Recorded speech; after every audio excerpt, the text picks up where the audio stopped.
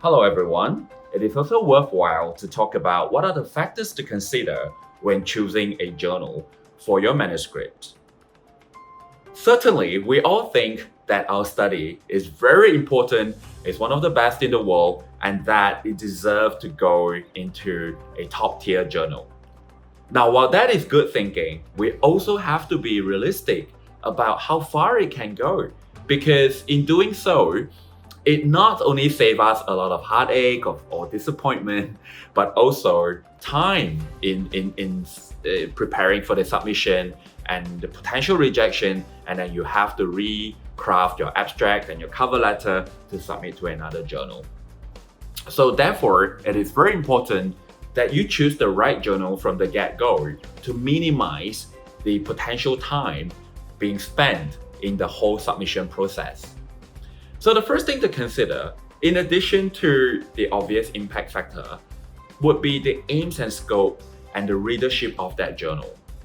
So how you would find that out is to go to the journal website and take a look at what is the aims and scope, who are the target readers of that journal, and then ask yourself, is your study aligned with the interest of the readership? Would the readers of the journal be interested in what you have done and what you have found? Now then the next thing you would think about is the article type. Of course, the most common would be original articles. But sometimes throughout our career, we would be writing letters to editor or a short communication even. Now then you have to think about which are the journals that would actually accept that particular type of writing, that particular type of manuscripts. And then the next thing is that, as I mentioned, you want to save time. You want to get your paper accepted and published in the shortest time frame possible. So the things to consider when choosing a journal for time would be, what is the publication speed and frequency, right? Is it a monthly journal or a bi-monthly kind of journal? Or does it have cascading review, which means that if it's, say, rejected by your target journal, would it pass on for review to, say, a related sister journal? And then does the journal offers a fast track function? For example, if your topic is of real interest at the moment, say an infectious disease outbreak, does this particular journal does a fast track review and acceptance, which means that usually it's in the ballpark of about 2 weeks from submission to publication. Now then, the next factor that you want to consider is indexing, all right? Because like I said, your aim is not only to get published, but you also want your paper to be widely read and widely cited.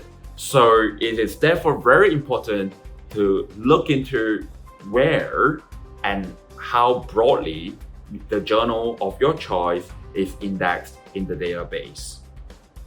And again, the next thing that, like I said, because you want your paper to be widely read, and usually these days, people would go through the open access route. But then again, open access actually comes with a fee. So then again, you have to look at your own budget. Do you have a budget for open access journals or not? Now that would be a determining factor as well, whether you want to go for open access or the traditional subscription-based kind of journals. And finally, the last point you have to think about is the acceptance rate and criteria. So that is the thing as well. Again, we all want to submit to so-called the luxury journals, for example, Science or Nature or New England Journal of Medicine or the Lancet, just to cite a few examples.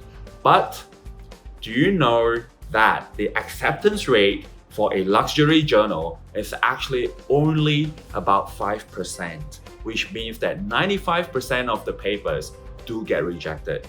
Again, when you get a rejection, time is being spent, you get a little bit disappointed.